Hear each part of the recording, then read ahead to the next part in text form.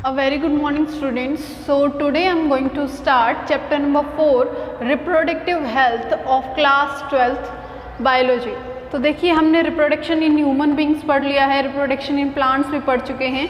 अब बात करते हैं रिप्रोडक्टिव हेल्थ की कि रिप्रोडक्टिव हेल्थ क्या होती है। तो WHO जो वर्ल्ड हेल्थ ऑर्गेनाइजेशन है उसके अकॉर्डिंग रिप्रोडक्टिव हेल्थ क्या होती है कि अगर एक पर्सन है उसके रिप्रोडक्टिव ऑर्गन फिजिकली देखने से और फंक्शनली दोनों रूप से ठीक हो, ठीक है, नॉर्मल हो, और वो इमोशनली या बिहेवियर वाइज जो सोसाइटी है उसमें सही बिहेवियर कर रहा हो, इमोशनली इंटरेक्ट कर रहा हो दूसरों के साथ, दैट मीन्स वो पर्सन कैसा है, रिप्रोडक्टिवली हेल्दी है। ठीक है, it means a person have physically and functionally normal reproductive organs and normal behavioral and emotional interactions। ठीक है, देन बात करते हैं reproductive health problem and strategies कि रिप्रोडक्टिव हेल्थ में क्या क्या प्रॉब्लम्स आती हैं और उनके लिए हमारी गवर्नमेंट ने या हमने क्या क्या स्ट्रेटजीज बनाई हुई हैं।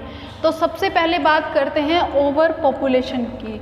देखिए अगर हम हमारी इंडिया की बात करते हैं तो हमारे इंडिया की जो पॉपुलेशन है वो डेली इंक्रीज़ करती जा रही है। ठीक है, हमारे इंडिया की जो पॉपुलेशन है वो ओवर है, ठीक है, रोज़ बढ़ रही है।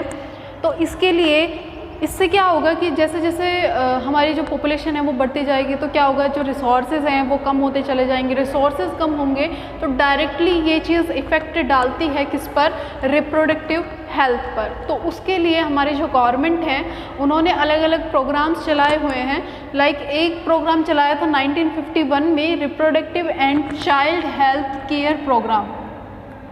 ठीक है, चाइल्ड हेल्थ केयर प्रोग्राम चलाया था जिसे RCH कहा जा रहा था। ये प्रोग्राम हमारी जो गवर्नमेंट है उसने चलाया था ताकि पॉपुलेशन को कंट्रोल किया जा सके, प्रॉपर रिसोर्सेज लोगों तक को प्रोवाइड किए जा सके और क्या हो, जो रिप्रोडक्टिव हेल्थ हो उसको मेंटेन किया जा सके।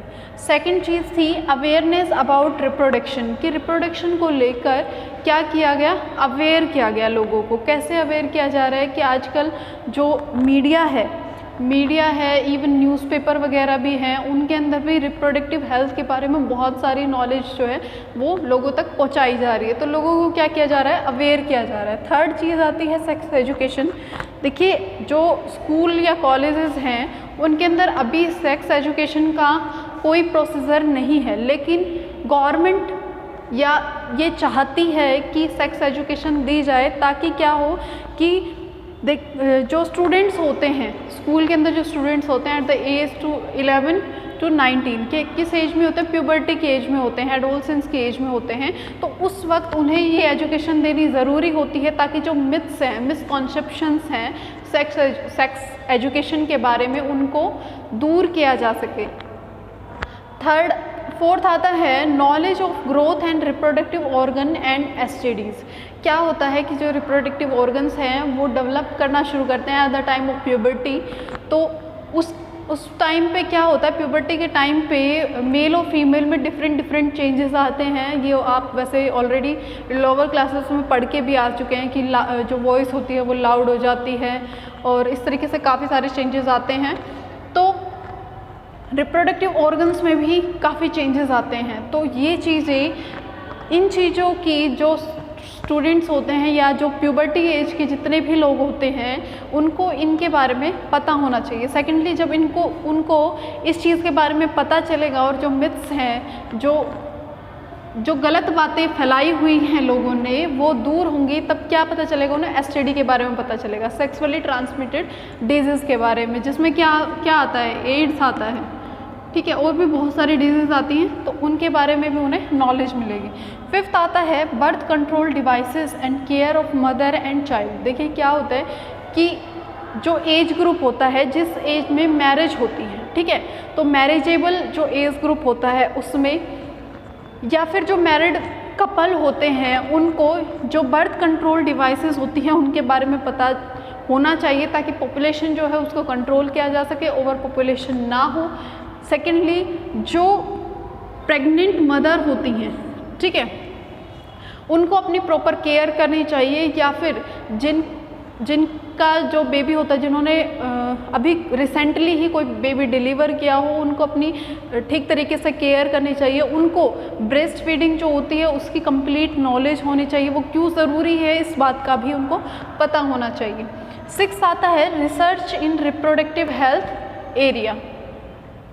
देखिए हमारे इंडिया के अंदर एक रिसर्च सेंटर है CDRI, ठीक है,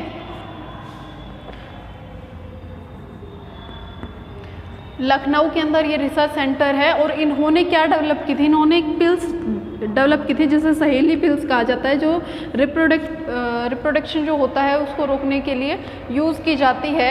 एज बर्थ कंट्रोल मेथड्स में इसको यूज़ किया जाता है। तो CDRI लखनऊ ने इसको डेवलप किया था। तो रिसर्च एरिया में भी और ज़्यादा डेवलपमेंट होने चाहिए, ठीक है, और ज़्यादा, ताकि और भी ज़्यादा रिप्रोडक्टिव हेल्थ के लिए और ज़्यादा डिस्कवरीज की जा सकें। नेक्स्ट आता है मेडिकल फैसिलिटीज़ की पहले के कंपैरेटिवली अब जो मेडिकल फैसिलिटीज़ हैं वो भी इंक्रीज़ कर गई हैं। पहले क्या होता था, डिलीवरी के टाइम पे मदर जो होती थी, मोस्टली केसेस के अंदर मदर की डेथ हो जाती थी, इस टाइप से होता था। लेकिन अब जो मोर्टेलिटी रेट है, ठीक है, जो मोर्टेलिटी रेट है इन्फेंट्स की, वो क्या है, कम है, ठीक है, बच्चे जो हैं वो ज़्यादा जीते हैं, डेथ रेट कम हो गई है। नेक्स्ट आता है अमीनो सेंटेंसेस। तो देखिए ये एक बहुत ही इम्पॉर्टेंट टॉपिक है। It is a fetal sex determination and disorder test based on the chromosomal pattern. ये क्या है, ये एक प्रोसेस है जिसमें क्या किया जाता है, फीटल सेक्स डिटर्मिनेशन। फीटस कहाँ होता है, मदर की वोम में होता है। जब बच्चा एम्ब्रियो से फीटस के अंदर कन्वर्ट होता है, ठीक है, जब उसके अंदर ऑर्गन्स बनने शुरू हो जाते हैं, वो थोड़ा थोड़ा डेवलप करने लग जाता है, तब क्या किया जाता है, उसका सेक्स डिटर्मिनेशन, मतलब वो बेबी गर्ल है या बेबी बॉय है ये पता लगाया जाता है। या और क्या पता लगाया जाता है, डिसऑर्डर टेस्ट होता है। ये डिसऑर्डर टेस्ट मतलब जिसमें एबनॉर्मेलिटीज़ हो, लाइक किसी भी बच्चे में कोई क्रोमोसोमल एबनॉर्मेलिटी हो, या आप पढ़ेंगे जेनेटिक्स में कि क्रोमोसोमल एबनॉर्मेलिटीज़ जो है न्यूक्लियोइडी, पॉलीप्लॉइडी, ठीक है, इस टाइप से। तो कुछ डिसऑर्डर्स हों based on the chromosomal pattern, chromosome के पैटर्न के ऊपर based. In amniotic fluid surrounding the developing embryo, जो एम्ब्रियो डेवलप कर रहा होता है मदर की वोम में, उसके आसपास एक फ्लूइड होता है जिसको क्या कहा जाता है, एमनियोटिक फ्लूइड कहा जाता है। एमनियोटिक कैविटी के बारे में आपने पढ़ा है। तो एमनियोटिक फ्लूइड जो होता है ना, उसके अंदर क्या होती है, कुछ सेल्स प्रेजेंट होती हैं। उन सेल्स को टेस्ट करने के बाद ये पता लगाया जाता है कि जो बच्चा है वो गर्ल है या बॉय है, ठीक है। दूसरी चीज़ क्या पता लगाई जाती है कि उसके अंदर क्रोमोसोमल पैटर्न जो है उसमें कोई एबनॉर्मलिटी तो नहीं है। तीसरी चीज़ क्या पता लगाई जाती है कि उसके अंदर कोई बायोकेमिकल या एंजाइमेटिक एबनॉर्मलिटीज़ तो नहीं है। तो इन चीज़ों का उसमें पता लगाया जा सकता है। तो ये प्रोसेस होती कैसे है, प्रोसीजर क्या है इसका, कि जो एमनियोटिक फ्लूइड होता है उसको निकाला जाता है, कहाँ से, सिरिंज की हेल्प से निकाला जाता है, मदर की वोम से एमनियोटिक फ्लूइड को निकाला जाता है सिरिंज की हेल्प से मदर की वोम से। और फिर क्या होता है, amniotic fluid contain cell, amniotic fluid जो होती है उसके अंदर कुछ सेल्स होती हैं फ्रॉम स्किन, जो फीटस की स्किन से निकलती हैं जो सेल्स, ठीक है, which are used to determine the sex of fetus. जो फीटस का जो सेक्स होता है, दैट कि जो फीटस है वो बेबी गर्ल है या बॉय है, इसको डिटरमाइन करने के लिए वो सेल्स यूज़ होती हैं। It is also use to determine the abnormalities in number of chromosome. Chromosome के नंबर में अगर कोई एबनॉर्मलिटी है तो उसको पता करने के लिए भी इसका यूज़ किया जाता है। And biochemical and enzymatic abnormalities, biochemical और एंजाइमेटिक जो एबनॉर्मलिटी हैं उनको पता करने के लिए भी ये टेस्ट किया जाता है एमनियोसेंटेंसेस।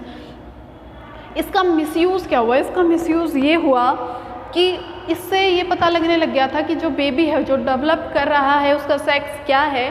तो इससे क्या हुआ कि पहले ही पता लगा लिया जाता था, बेबी की डिलीवरी से पहले ही पता लगा लिया जाता था कि बच्चा है, अगर वो फीमेल चाइल्ड है तो उसको अबॉर्ट करवा देते थे, ठीक है। इसका ये मिसयूज़ हुआ। तो इस मिसयूज़ को कम करने के लिए गवर्नमेंट ने इसे कम्प्लीटली बैन कर दिया, ताकि जो फीमेल फोर्टिसाइड है, फीमेल फोर्टिसाइड मतलब जो फीमेल हैं उनकी जो डेथ है, फोर्टिसाइड मतलब फीटस डेथ जो होती है, फीटस को किल करना, ठीक है, उसको रोका जा सके।